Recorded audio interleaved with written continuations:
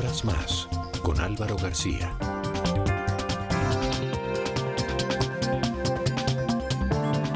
Doctora Marta Lucía Ramírez, bienvenida a Palabras Más. Muchas gracias, Álvaro, muy gracias por esta invitación. No, es un placer tenerla aquí para hablar de tantos temas que nos interesan a los colombianos y tantos temas que nos interesa oír de boca suya desde su perspectiva. Quisiera empezar por preguntarle qué pasó con ese capital político tan interesante, tan importante, que se gestó en la última campaña presidencial y que se expresó a través de cerca de 2 millones de votos que obtuvo su candidatura. ¿Qué ha pasado desde ese momento hasta entonces y que de las expectativas que usted tenía, qué se ha cumplido y qué no se ha cumplido? Pues lo primero, Álvaro, es que vivo infinitamente agradecida con esos 2 millones de colombianos que me acompañaron en una campaña presidencial, a pesar de que nos habían quitado a los congresistas del partido, terminaron llevándoselos para apoyar la reelección del presidente Santos. Realmente solamente 4 de los congresistas nos apoyaron en la campaña, pero esas bases del partido y sobre todo mucha gente de opinión que no es del Partido Conservador nos acompañó en nuestras propuestas, porque lo importante eran las propuestas y la manera en que salimos a hacer nuestro trabajo político. Yo no creo que hoy por hoy Colombia pueda de ninguna manera aceptar que se siga haciendo la política como se ha hecho tradicionalmente, a punta de maquinarias, a punta de puestos, a punta de contratación y a punta muchas veces de engañar al electorado. Entonces creo que eso fue lo que nos premiaron y eso espero yo que se mantenga. ¿Qué ha pasado con eso? Pues yo no sé, porque yo hoy no tengo realmente, ni soy congresista, ni tengo puesto, ni tengo organización, ni maquinaria. Yo sigo trabajando en los mismos temas, con la misma convicción, con la misma pasión y amor por Colombia, pero realmente sin una organización, porque desafortunadamente no ha sido fácil el tema del partido. En el partido vemos que la mayoría de los congresistas siguen alineados, porque el gobierno eso es como una aspiradora, eso los ponen a ellos como una aspiradora. Y yo espero realmente que con las bases del partido, que fue con las que logramos hacer esa campaña, y con esa gente que hay en la opinión, podamos seguir liderando las propuestas para transformar a Colombia, para impulsar a Colombia, para que este país de verdad salga adelante, máxime ahora cuando mucho de lo que dijimos en campaña se ha venido cumpliendo. La corrupción nos está desbordando, Álvaro. El abandono de la industria, por ejemplo, la desindustrialización de Colombia, eso ha sido un error monumental. El déficit que tenemos, la situación de la economía colombiana, son muchas cosas que advertimos a tiempo, que no nos pusieron atención y que tenemos que seguir insistiendo en ellas porque hay que sacar adelante a Colombia. ¿Qué es lo que pasa con el Partido Conservador? Es decir, lo que usted mencionaba hace un momento, en el sentido de que los congresistas son proclives, digamos, a unirse a las propuestas del gobierno y a las causas del gobierno por diferentes causas. En el Partido Conservador a veces es mucho más evidente, que especialmente si uno se pone a ver los últimos gobiernos, qué es lo que ha pasado, cómo han pasado de un gobierno a otro, qué es lo que pasa con la dirigencia del Partido Conservador. No, yo creo, Álvaro, que hay un mal endémico en la política colombiana. Los partidos han perdido identidad y el Ejecutivo ha venido cobrando cada vez más poder, los gobiernos en general. Entonces, ¿qué sucede? Que si los partidos han perdido identidad, han perdido fortaleza organizacional y los gobiernos son cada vez más fuertes porque manejan el presupuesto, porque manejan las regalías, porque manejan los cupos indicativos, entonces termina habiendo allí realmente una comunidad de intereses entre el gobierno y los congresistas individualmente, y eso entonces está haciéndole un gran daño a la democracia. Eso pasa en todos los partidos, lamentablemente. Fíjese que en esta semana veíamos el presidente de Cambio Radical acusando al gobierno nacional por estar comprando a los parlamentarios con puestos, con contratación, con todo. Y sin embargo, milagrosamente a los 2 días no se vuelve a decir nada y ahí vemos a la bancada de Cambio Radical votando con el gobierno. Vemos cada rato amagos de rebelión dentro del Partido Liberal y sucede igual, terminan callándolos porque es que entonces ellos saben que si suben el volumen en la crítica obtienen mucho más prebendas, más contratación, más cupos indicativos y entonces lamentablemente el gobierno que necesita que le aprueben sus proyectos se termina subiendo de la tarifa individual a los congresistas. Mire, eso es muy dañino para la democracia y desafortunadamente el Partido Conservador no ha sido ajeno a eso. El Partido Conservador tiene un pecado muy grande, haber perdido la vocación de poder. Fue absurdo que el Partido Conservador se haya plegado primero a la reelección del presidente Uribe, después a la elección del presidente Santos, primera elección, y después en la segunda elección Santos, que era la campaña mía, pues terminaron de manera absolutamente descarada, entregados a la reelección del presidente Santos, habiendo una candidatura oficial del conservatismo. Esos son los casos que hay que corregir, pero eso implica muchas reformas que necesitan liderazgo en la cabeza del Estado y voluntad política. Reformas como, por ejemplo, el tema del Consejo Nacional Electoral. Necesitamos en Colombia una verdadera corte electoral que dé confianza ¿Cuáles son los sobre problemas el sistema que tiene, electoral, por ejemplo? Tiene el Consejo desde su punto de vista y que habrá que reformar? Porque tiene unos magistrados que están allí representando los intereses de los partidos individualmente, cuando lo que tienen que representar es el interés de la democracia, es la legitimidad de la democracia. Unos magistrados que miran para el otro lado cuando las faltas los cometen los miembros de su partido. Eso no le garantiza a nadie una democracia transparente. Vemos que los delitos de transhumancia electoral, de fraude electoral, de suplantación, todos esos delitos están creciendo realmente en cantidad, en proporción. Ahí vimos, por ejemplo, el informe de la MOE. Es que vemos que la democracia, en lugar de mejorar, se está empeorando en su calidad.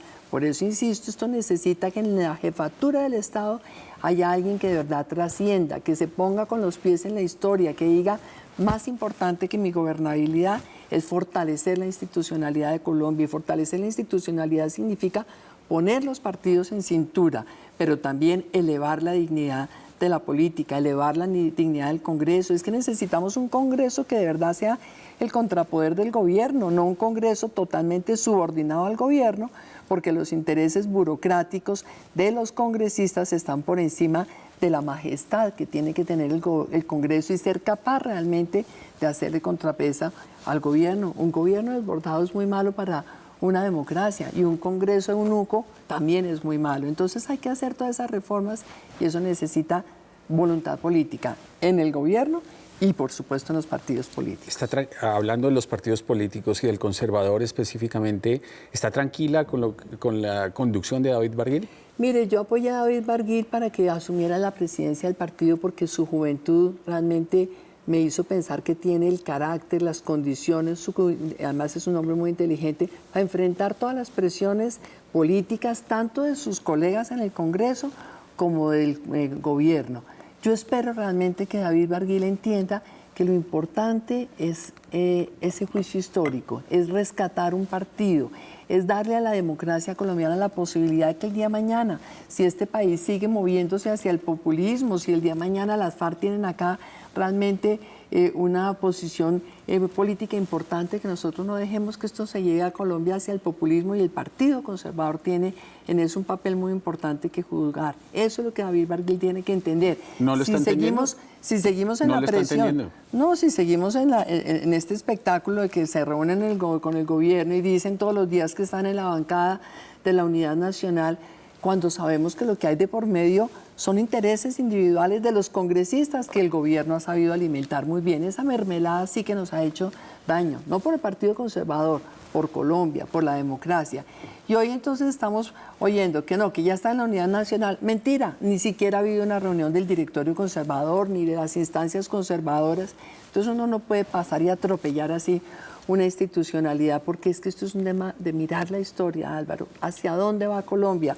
¿De dónde viene América Latina? Usted estuvo embajador en Argentina, usted vio los estragos que hizo el populismo y la corrupción en Argentina. Semejante país tan rico, era la cuarta o quinta economía más rica hace 20 años. Mire lo que es hoy Argentina. Entonces uno necesita instituciones fuertes que se enfrenten a un gobierno cuando hay esa tendencia populista y esa corrupción rampante. Aquí en Colombia nos está pasando igual, nos estamos moviendo hacia el populismo, la corrupción está desbordando la sociedad colombiana, no solamente la política, y necesitamos los partidos que realmente enfrenten todo eso con muchísima autoridad moral, con un nivel ético superior, y para eso se necesitan líderes que enfrenten todas las presiones. Yo espero que David Barguil sea capaz de entender que esa es su responsabilidad, más allá de las presiones de la bancada.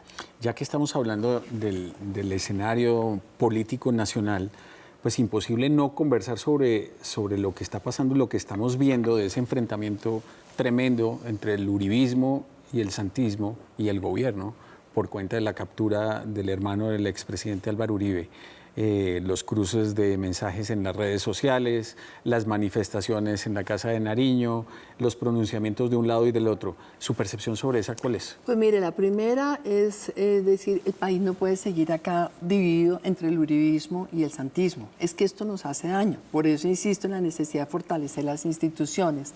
Lo segundo, la justicia tiene que operar. No importa de quién se trate. Aquí hay que investigar y aquí hay que juzgar y aquí hay que condenar si hay responsables. Lo tercero, la justicia tiene que ser transparente, tiene que ser eficaz. No puede haber ninguna duda de si hay sesgos en la justicia. Y yo lamentablemente tengo que decir, creo que a todos nos queda esta sensación de que hay una justicia que se administra dosificada, como que realmente esto es a cuentagotas, como que si sube el volumen la crítica de la oposición del uribismo, entonces la justicia termina siendo más severa y yo creo que eso es muy dañino también.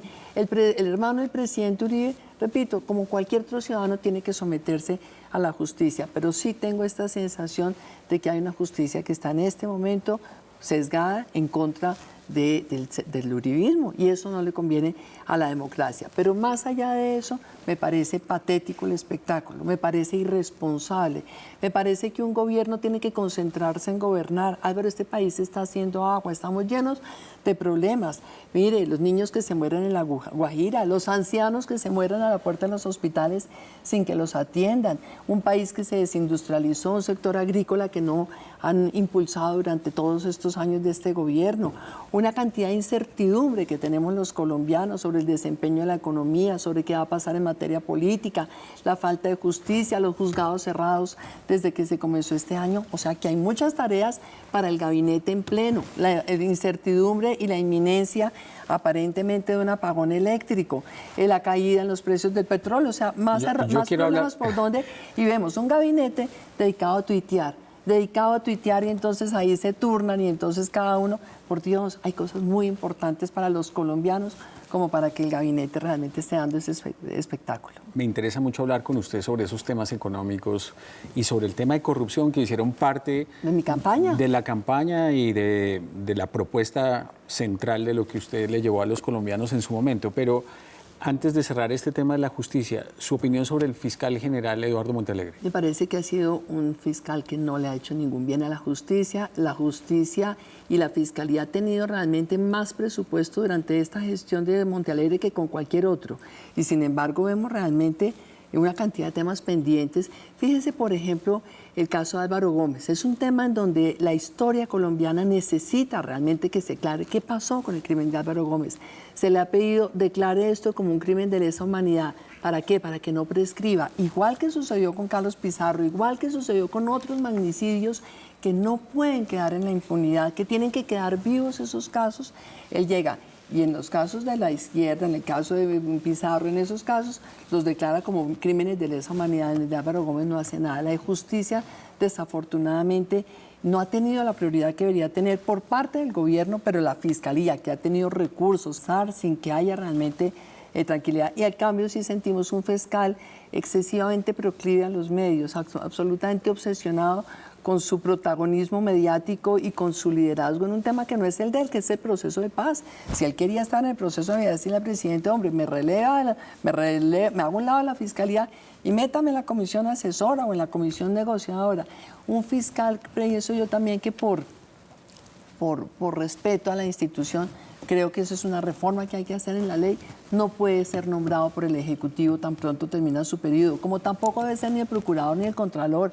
Es que los organismos de control deben tener autonomía y deben tener majestad. Y me parece feo un fiscal que ha sido de alguna manera vocero del gobierno y está saliendo orticas para una embajada. Uno piensa que ese ha sido un tema más importante para él que realmente la investigación de tanta criminalidad. Fíjese que el propio ministro de Justicia reconoció en estos días la justicia, la confianza de los colombianos en la justicia se desplomó y eso tiene mucho que ver con el papel del fiscal Montealegre. Doctora Marta Lucía, hablaba ahora usted de los casos de magnicidios, mencionaba el de Álvaro Gómez que está pendiente de ser declarado como crimen de lesa humanidad. Y el de Luis Carlos Galán y tantos. Pero llama la atención recientemente que se están reabriendo casos que estuvieron dormidos durante 20, 30 años de manera simultánea. El caso del doctor Lara Bonilla, caso del Palacio de Justicia, caso de Luis Carlos Galán. Bueno, el de Álvaro Gómez ya sabemos que está ahí como con un tratamiento aparte. ¿Es coincidencia que estén reviviendo todos estos casos en este momento de manera simultánea? ¿Usted qué piensa? Yo tengo la sensación, Álvaro, que todo esto hace parte como de un guión. Y yo creo que aquí hay una perversidad hasta cierto punto. ¿En qué sentido? En que hoy por hoy entonces como que cada caso que se reabre es un escándalo mediático, pero todavía no hay conclusiones, todavía no hay condenas, todavía nada. A mí me parecería muchísimo más importante si se concluyen las investigaciones, se culminan los procesos, hay condenas y se le anuncia esto al país. Pero es que esto es como una telenovela, insisto, esto es como a cuentagotas, esto es como algo dosificado y ahí es donde me parece que hay la perversidad, porque entonces la gente se distrae en estas cosas en lugar realmente de entender qué es lo que está pasando, todo lo que está en juego. Aquí, por ejemplo, en el tema de la negociación con las FARC. Yo quiero que haya una negociación que le sirva a Colombia y por eso hice propuestas y fui a la Comisión de Paz y le entregué al presidente Santos un documento y le propuse las colonias penales agrícolas y el Tribunal Mixto fue en parte una iniciativa mía. Luego no pueden acusarnos de que es que uno no quiere la paz, pero también es cierto que tenemos que entender que el papel de la Fiscalía proponiendo la impunidad para los miembros de la FARC no ha sido un papel que responda a lo que es el objetivo de esa entidad tan importante. Y entonces ahí es donde yo digo, aquí nos quieren como distraer a nosotros, mirando la investigación que está apenas en uno de los capitulitos, en lugar de entender qué es lo que se está proponiendo en los temas grandes que tienen que ver con el futuro de Colombia en materia de justicia. Hablando de investigaciones interesantes, recientemente pues se abre una gran investigación sobre el tema de la Policía Nacional. ¿Qué cree usted que hay detrás de Mire, todo lo este primero, asunto? tengo un gran respeto por la policía. De Fui ministra de la Defensa, conocí de cerca el trabajo de los policías. Me duele, eso es parte de toda la distracción en que nos mantenemos. La gente no se da cuenta que casi que a diario nos están matando 2, 3 policías, hay atentados. Casi todos, obviamente, vienen de los 2 grupos terroristas más grandes, las FARC, el ELN, pues están allá mutando. Entonces hay gente que nos dice, es que los de la FARC ahora se están poniendo debajo del cartel del ELN, están las bandas criminales que se crecieron y se organizaron los últimos 8 años. Yo fui ministra de Defensa, 2002-2003, no había bacrines, ahora estamos llenos de bacrines. Y uno allí dice, la institución es demasiado importante, tiene hombres demasiado valiosos y mujeres muy valiosas. Pero esto que ha pasado de las divisiones internas de la policía, la corrupción dentro de la policía, la falta de acción oportuna por parte del gobierno nacional, porque por eso es el control civil sobre los militares y sobre los policías, porque eso implica un mando, eso implica un liderazgo y eso implica que ante las dudas que puedan poner en peligro la credibilidad y la solidez de la institución, la obligación es realmente tomar medidas oportunas. Aquí no se han tomado las medidas oportunas, aquí se ha ido dejando crecer y crecer esa división interna, la corrupción y todo lo que esto ha generado es el descrédito de la policía y eso es funesto, porque necesitamos, si se acaba esta negociación con las FARC, en lo que sería esa transición para la terminación del conflicto, necesitamos una policía que le genere confianza al ciudadano del común, a usted, a mí, a todos los ciudadanos, un policía. ¿Esto va a terminar en una transformación estructural de la policía? ¿Usted cree que puede ir para allá? Yo creo que, mire, cada comisión que crean, la verdad es que a estas alturas de la vida no genera ninguna confianza, porque es que ante la gravedad de lo que estaba pasando, esa comisión que crearon ha debido producir recomendaciones y el gobierno tomar el liderazgo para hacer reformas inmediatas. Pero llevamos 1 año y medio con la comisión y el descrédito cada vez mayor. Yo insisto, Álvaro, lo grave de todo lo que está pasando es no tomar medidas oportunas. A mí me parece que hay muchas cosas que realmente uno sabe que han pasado. Claro que ha habido corrupción, pero uno tiene que saber que esto está focalizado, localizado, son normalmente individuos, no es toda una organización orientada pues a la criminalidad o a los anillos de la homosexualidad y todas esas cosas. Eso no es así desde el punto de vista institucional, pero como no se tomaron medidas, entonces hoy la opinión en general piensa la policía corrupta, la policía de los escándalos sexuales, la policía de todo esto, y eso no se puede permitir. No creo que vayan a hacer reformas profundas. Ojalá las hicieran. Pero esto puede facilitar una transformación en la doctrina de las fuerzas en Colombia que pueda tener alguna conexión con lo que se espera que salga del proceso de ¿Quiere paz. que le diga una transformación que la gente no se ha dado cuenta y que me parece aterradora? Sí. Y ayer la anunciaron y no ha habido reacción, por lo menos no me he dado cuenta de ninguna reacción distinta a la mía, pero pues esa está ya calladita, nadie la comentó tampoco. ¿Saben? Hay una transformación de la doctrina en la eliminación del servicio militar obligatorio. Cuando yo fui ministra de la Defensa propuse que se eliminara y se hiciera de todas maneras par y paso con el fortalecimiento de los soldados profesionales. Y cuando usted entonces dice cuánto es el tamaño del ejército que necesitamos y concluye que necesitamos cerca de 400.000 soldados operando, entonces usted se da cuenta que todos profesionales, pues eso cuesta mucho más y entonces ahí hay unas restricciones presupuestales.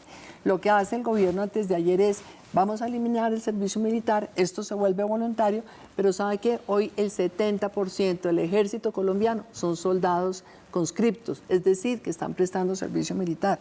¿Usted sabe cuántos se van a presentar voluntariamente el año entrante? Poquitos, muy poquitos. Entonces usted termina por la puerta de atrás reduciendo el tamaño del ejército colombiano. Le pregunto, ¿usted cree que el país está en capacidad de asumir la reducción del tamaño del ejército teniendo las amenazas y desafíos que tenemos? Por un lado, el ELN, por otro lado, las macrines y el narcotráfico, por otro lado, amenazas externas. El tema de Venezuela es una amenaza sin duda, eso no lo podemos seguir soslayando, como también con Nicaragua tenemos nosotros el riesgo de un problema externo. Ante todo eso, me parece que es una ligereza inaceptable hablar de reducir el tamaño del ejército si usted no le ofrece al país de inmediato aumentar el número de soldados profesionales. Yo sí estaría de acuerdo en que se elimine el servicio militar obligatorio, pero simultáneamente le digan al país, vamos a aumentar en igual cantidad los soldados profesionales, porque lo que no puede hacer uno es desmantelar la institucionalidad. Su pregunta sobre la policía, ¿esto implica reformas que tengan que ver con las FARC? Lo de la policía no creo. Yo creo que lo que pasa es que aquí necesitamos entender que de todo este descrédito institucional, los únicos que se benefician sí son los de las FARC. Deben estar allá regodeándose y frotándose las manos diciendo, fíjense, ellos mismos se están poniendo la soga al cuello. Lo que llevamos diciendo 60 años, que este Estado y esta institucionalidad no tienen legitimidad, eso es lo que está pasando. Entonces yo sí creo que por eso es que se han debido tomar medidas oportunas sobre la policía y no se tomaron. Me llamó la atención. Pero, ¿sabe una cosa para terminarle? Dígale. Creo que el afán que tienen de crear el Ministerio de la Seguridad, de nombrar ministro de la Seguridad, de poner a la policía dentro de ese ministerio, todo ese afán les está haciendo, de verdad, proceder con absoluto cortoplacismo y con mucha irresponsabilidad. Me llamó la atención algo que usted dijo mientras que estaba haciendo esta explicación, y es que usted se ha pronunciado, pero que no la registran muchos medios. ¿Siente que no la están registrando Sí, muchos total, medios? yo siento que sí. ¿Y por qué? Yo creo que la gente que está muy alineada con el gobierno entiende que yo tengo una posición súper crítica del gobierno y la verdad lo desaparecen a uno. Así me tocó en la campaña, créame que eso fue muy difícil. Pero bueno, he tenido el espacio aquí, por ejemplo, en Red Más Noticias siempre han sido generosos, cuando lo llamamos a una rueda de prensa nos acompañan, hemos tenido el acompañamiento de otros, tengo que decir con mucha franqueza, RCN siempre ha sido muy abierto, gente como Cable Noticias, pero hay medios que no nos registran para nada. Pero bueno, eso es lo que hemos aprendido de todo este sistema, que aquí uno tiene que aprender realmente a mantener su convicción de trabajar por Colombia más allá de la hostilidad que sienta a veces. La invito a que hagamos una pausa para venir a hablar del tema de corrupción y del tema de economía. Listo.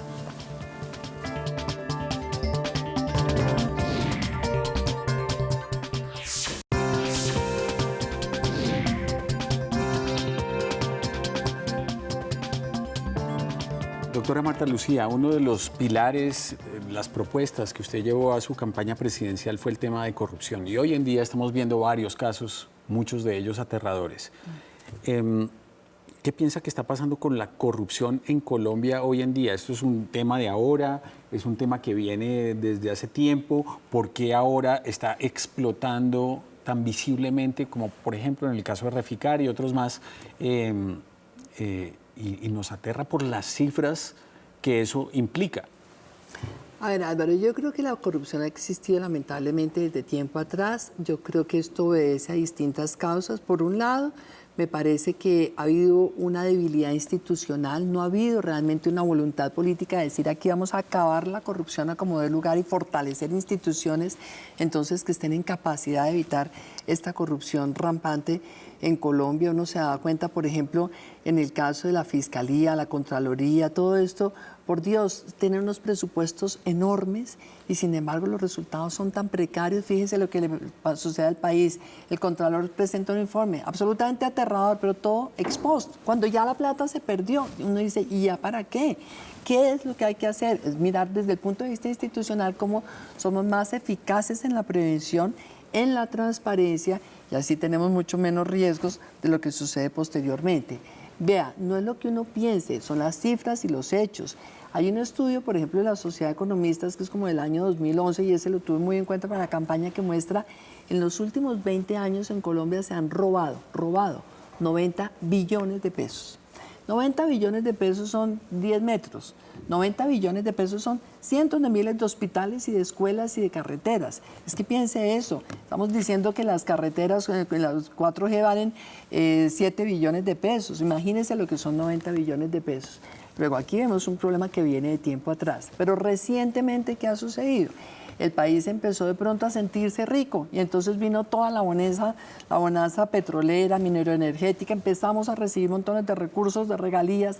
El país se descentralizó, a mi juicio, de manera improvisada, no hizo el fortalecimiento institucional en los departamentos, en los municipios, entonces empieza a llegar un montón de plata, no hay suficientes controles y entonces entre los que se la roban y los que la malgastan, todo termina al final pareciéndose. Por ejemplo, usted mencionaba el caso de Reficar. Yo creo que en el caso de Reficar debe haber corrupción, pero también creo que en buena parte es lo que se malgastó.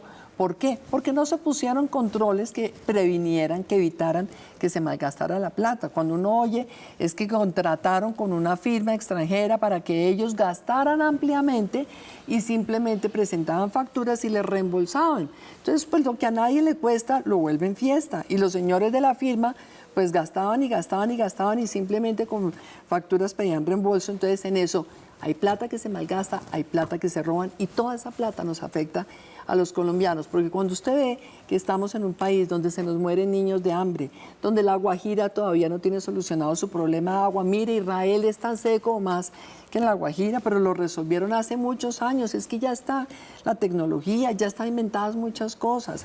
Mire, sin ir muy lejos, para que no hablemos del caso crítico de la Guajira, donde no llueve hace 3 años. El Magdalena, departamento de Magdalena, ciudad de Santa Marta, no tiene un acueducto a estas alturas de la vida. ¿Usted cree que eso tenga alguna lógica? Entonces se nos volvió el pretexto del niño, ese es el pretexto para todo, y el pretexto de los precios bajitos de petróleo es el pretexto para todo. Entonces uno dice, ¿cuántos acueductos, cuántas represas se hubieran podido hacer si aquí hubiera realmente una lucha eficaz contra la corrupción? Es que hay causas, pero también ha habido falta de voluntad para acabar la corrupción. Y está en lo público y está en lo privado. Y hay una cultura de tolerancia que es de la sociedad colombiana que tenemos que acabar. Porque yo también tengo que decirle con franqueza, aquí en la sociedad colombiana hay gente que es tolerante con la corrupción. Papás que son tolerantes cuando un muchachito sale a ofrecerle plata a un policía para que no le ponga una multa. Mamás y papás que llaman y dicen, a mi hijo ayúdemelo a pasar en la universidad y mirar si de pronto podemos arreglar a alguien. No, hay cosas que esta sociedad tiene que decir no y punto. Ahí yo creo que tenemos que trabajar todos, Álvaro, porque yo creo mucho en el futuro de Colombia, pero creo que es desde la sociedad colombiana que tenemos que hacer muchas transformaciones. Otro nubarrón que preocupa es el del apagón, que se ve, digamos, en el horizonte. ¿Qué cree que va a pasar y cuál es la causa? ¿Quiénes son los responsables de lo que está pasando? Ahora que hablaba usted del niño. Le repito, institucionalidad débil, falta de eficacia en la gestión del Estado y también corrupción. Vea, aquí cuando vivimos el apagón del presidente Gaviria pensamos, esta es la última vez que tenemos semejante pesadilla.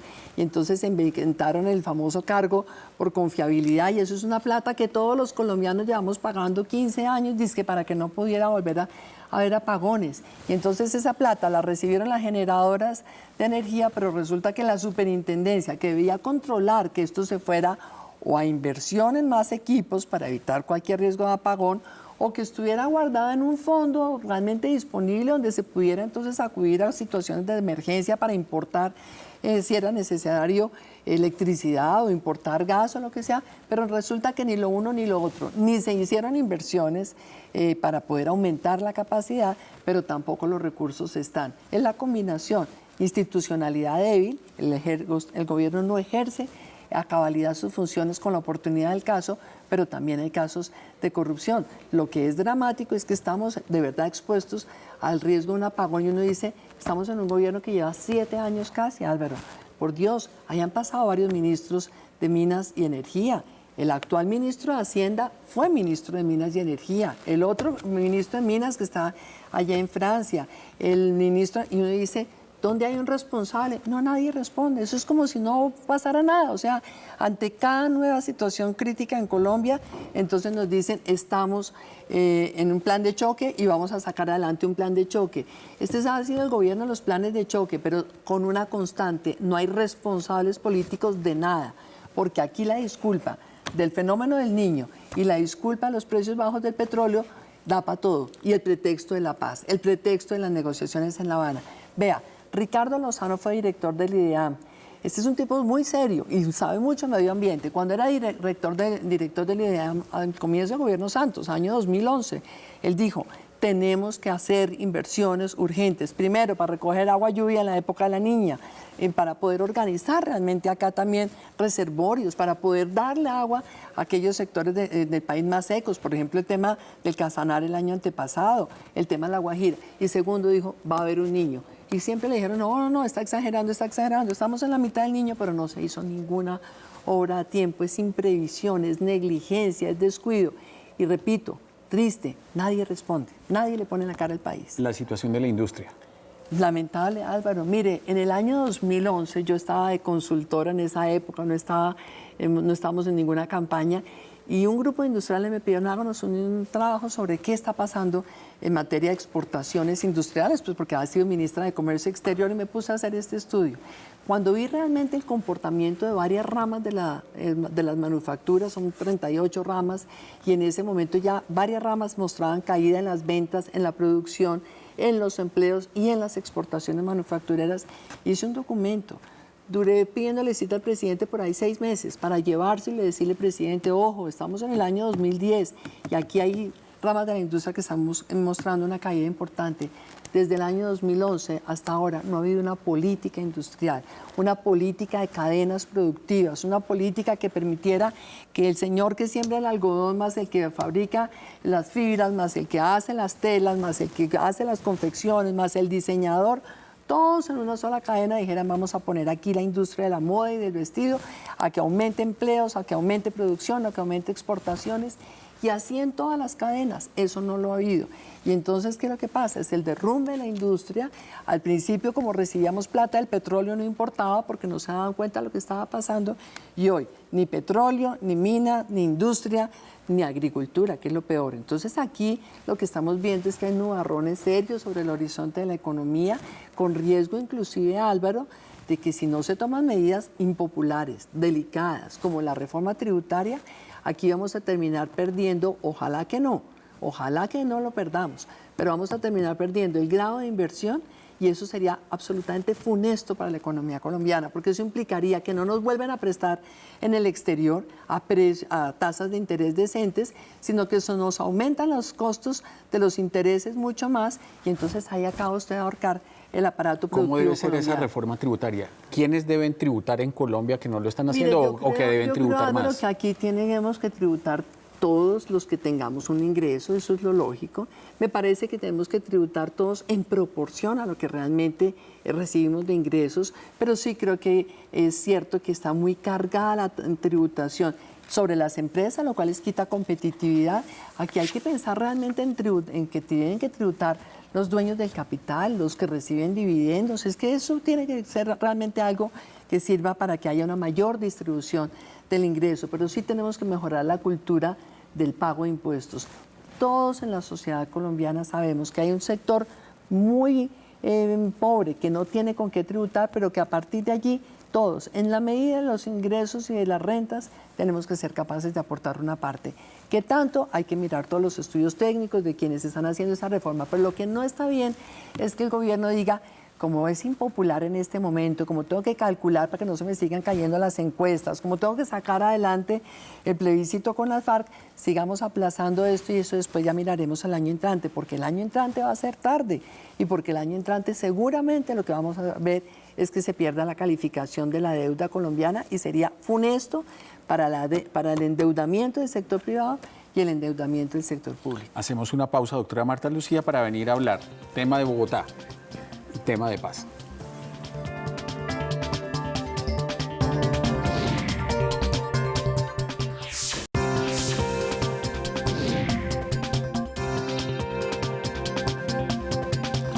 Doctora Marta Lucía, ¿cómo ha visto el arranque de Enrique Peñalosa en la alcaldía de Bogotá? A mí me gusta la visión de ciudad que tiene Enrique Peñalosa. Me gusta realmente que es un alcalde que está pensando en los próximos 80, 100 años. Es el que más preparado está en urbanismo. Me parece que tiene un excelente equipo, gente joven, gente muy técnica. Fíjese que la hoja de vida académica de todos es realmente sobresaliente. Me tiene preocupada de pronto en ese arranque el manejo que se está dando, por ejemplo, a temas como los de los vendedores informales, porque yo sí creo que la obligación es recuperar el espacio público, pero también hay una obligación de deber ético. Aquí tenemos que buscar fuentes de empleo para la gente que está en la calle. Yo no creo que nadie disfrute vendiendo tintos en la calle desde las 6 de la mañana hasta las 11 de la noche. Luego creo que es urgente que la alcaldía identifique proyectos productivos, posibilidades para formalizar a la gente de la calle y recoger, obviamente, lo que es todo ese comercio informal.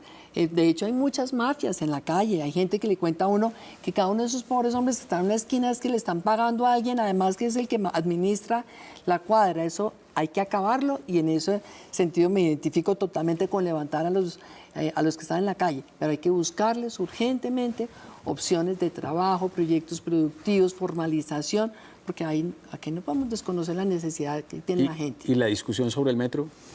Pues mire, yo creo que él fue muy claro en la campaña, siempre dijo que el metro no podía ser todo subterráneo, que había que hacer una parte elevada. Yo creo que los estudios técnicos le están dando la razón.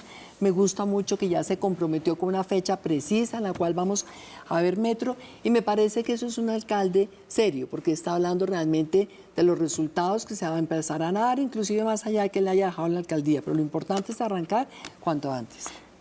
Viene la fecha el 23 de marzo. En la que se anunció que se cerraría el proceso de paz o por eso se llegaría a un acuerdo final. ¿Cómo siente que va el proceso de paz? Yo siento que esa fecha no se va a cumplir, lo sabemos desde hace rato. Sabemos que aquí las FARC siempre le está subiendo la talla, la vara al gobierno. Me parece que es clarísimo que las FARC insiste en temas que acá no se le comentan a los colombianos, los asuntos pendientes que están en el capítulo de agricultura, en el capítulo de narcotráfico, en el de participación en política y en el de justicia. Creo que el balance del acuerdo, la verdad es que todavía tiene puntos vacíos muy graves. El tema de la justicia, yo no estoy de acuerdo en que las FARC no vaya a tener ni un solo día de cárcel por crímenes graves y de lesa humanidad. En lo demás yo creo que uno puede hacer muchas concesiones, pero ellos también tienen que entender que los crímenes graves, horrendos que cometieron, la sociedad colombiana no le va a dar la vuelta a la página sino más. Por eso es que propuse lo de las colonias penales agrícolas, que esos son sitios de reclusión con régimen penitenciario y carcelario, donde además hagan trabajos agrícolas, y yo creo que 2, 3, 4 años en eso, la sociedad dice, bueno, algo de pena tuvieron, pero pretender entrar a la política al día siguiente, firmar el acuerdo, me parece que es un despropósito. Eso no se va a firmar el 23, pero sí lo van a terminar firmando. Y ahí la pregunta es, ¿cómo lo va a refrendar el pueblo colombiano? Me parece que no estuvo bien que el gobierno, aprovechando sus mayorías en el Congreso, haya sacado una reforma para bajar la votación del plebiscito de 12 millones de votos a tan solo 4 millones de votos, porque es que esos 4 millones de votos representan menos del 5% de la población colombiana. Y yo me pregunto, ¿será que el futuro de largo plazo de Colombia lo pueden definir apenas 4 millones de colombianos? No creo. El problema de la refrendación es un tema de fondo y sobre todo es muy de fondo lo que quiere las FARC, tener una asamblea constituyente para refundar esta institucionalidad, esta democracia y todos esos temas que están allí en el tintero hacen perfectamente previsible que no firman el 23, que van a firmar después, que nos van a querer pasar a las carreras ese plebiscito. Y la pregunta es, ¿eso nos garantiza una paz sostenible? No, Álvaro. Eso lo que nos garantiza es que va a haber allí un montón de factores que pueden generar nuevas violencias que van a generarlas, lamentablemente, y por eso me preocupa que aquí estén más concentrados en el cortoplacismo, del aplauso de corto plazo, así como lo buscaban afenosamente el 23 de septiembre, ese aplauso en Naciones Unidas, en lugar de mirar el largo plazo del país con mucha serenidad, con mucha responsabilidad, que es lo que necesitamos todos los colombianos. La situación de Venezuela. Pues bueno, yo creo que poco a poco la comunidad internacional se dio cuenta de toda esta cosa tan absurda, la ruptura de la democracia. Es lamentable que el gobierno colombiano se haya prestado con su silencio para todo lo que ha pasado. Ahí estamos sufriendo las consecuencias, todos los colombianos expulsados arbitrariamente, los colombianos que vivieron en Venezuela y trabajaron 15, 20 años y les han robado todas sus pertenencias y los han votado, pero no solamente hace 3 meses, es que esta semana y la anterior han seguido expulsando gente.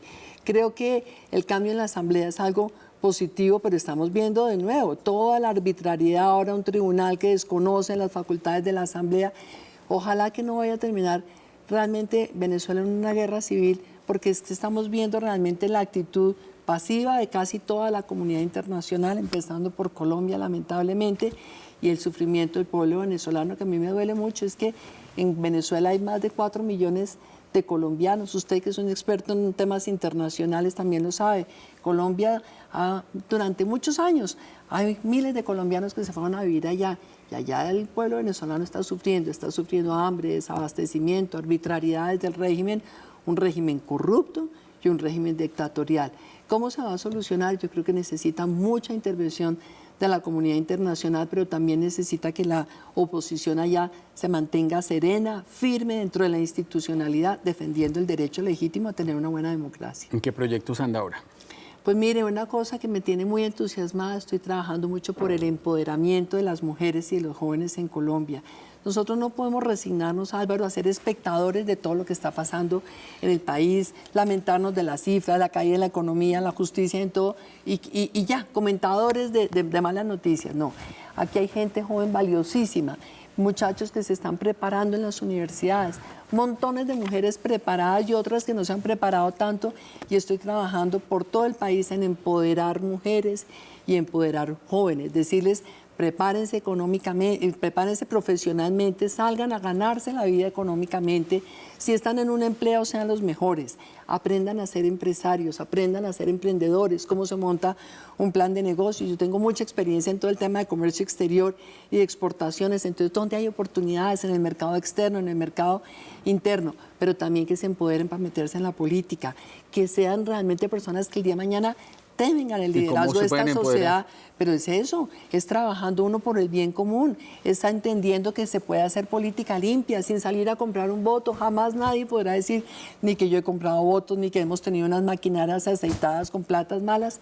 Nada de eso, es dar el ejemplo, pero es estimularlos, es decirles: pensemos en el largo plazo, piensen en esa Colombia que ustedes quieren, en las mujeres, piensen ustedes en ese país que todas queremos, y asumamos el liderazgo, asumamos un liderazgo en la economía, asumamos un liderazgo en la política, pero haciendo las cosas bien, con proyecto de país y con mucha honradez, con mucha verticalidad. Pero hay una cosa muy importante, Álvaro, que he entendido en el tiempo: la gente tiene que estar muy fuerte internamente, emocionalmente. Esto es muy duro, hacer política es muy duro, enfrentar la pobreza de la gente es muy duro, entonces uno tiene que trabajar mucho su interior. ¿Cómo puedo yo darle más a mi país? ¿Cómo puedo yo ser un mejor ser humano a pesar de la adversidad, a pesar de las dificultades? ¿Cómo uno sabe que tiene unas metas, pero también tiene unos límites? Porque hay mucha gente, mire, yo vi lamentablemente en el Congreso algunas congresistas que estaban allí no por su vocación de servicio, sino porque era la esposa del señor paramilitar que estaba en la cárcel, porque era la hija o la no sé qué. No, ese tipo de mujeres en la política desdicen mucho de la política. Necesitamos gente que vaya a la política porque tiene una vocación auténtica de servicio, porque tiene una capacidad, una preparación, un conocimiento del Estado que nos garantiza que va a hacer transformaciones, pero sobre todo porque interiormente están muy seguras de qué son ellas y por qué están buscando tener ese liderazgo. Uno no puede ser un político porque lo puso el corrupto que le administraba la maquinaria política. como tampoco los jóvenes pueden realmente aspirar a estar en la política solamente para hacerse ricos ni famosos, sino para que ellos quieran transformar este país. Eso es un proyecto, y en el tema de las mujeres tenemos una red que se llama 1 Millón de Mujeres Empoderadas en Colombia. Hemos trabajado en esto durante 1 año y medio con una psicóloga espectacular que se llama María Antonieta Solórzano, trabajando mucho el empoderamiento emocional de la mujer. Invité a Isabel Londoño, que es una mujer con doctorado en educación, es una economista, y a Ángela Orozco, que fue también ministra de Comercio Exterior, y entonces con ellas estamos trabajando todo el tema del empoderamiento económico, cómo ser emprendedoras, cómo enseñarles. Y yo ayudando en el tema del empoderamiento político y económico, y ahí vamos, hemos hecho esto por todo el país. ¿Y su campaña para el 2018? Álvaro, yo creo que todavía no es el momento de definirnos si vamos a estar o no en campaña. Tengo realmente la suerte que la gente sigue viendo que lo que hacemos le sirve a Colombia, pero vamos a ver qué pasa. El partido lo vemos todavía muy engolosinado con las mieles de la mermelada que administra el gobierno a veces tan eficientemente, pero lo que sí tengo claro es que yo quiero seguir promoviendo gente joven para que se meta en la política, jóvenes que tengan de verdad clarísimo que este país lo vamos a sacar adelante, que Colombia la podemos hacer un país de verdad importante en el concierto internacional, pero que hay muchas cosas que tenemos que cambiar, sobre todo haciendo política decente. Alguien me decía, ¿pero por qué se mete en esa cosa tan sucia que es la política? Yo decía, pues porque es que en el barro siempre hay muchos lotos. Yo quiero ayudar a que haya muchos jóvenes y muchas mujeres que sean los lotos en la política colombiana, que en medio de ese estanque lleno de barro uno vea unas flores floreciendo cada vez más bonitas, y ese es como el compromiso hoy, impulsar muchos jóvenes y mujeres a que se metan en este barro de la política para sacar adelante a Colombia. Doctora Marta Lucía, gracias por haber aceptado esta invitación. Fue un gusto haber conversado con usted sobre todos estos temas. Gracias, Álvaro, por esta invitación.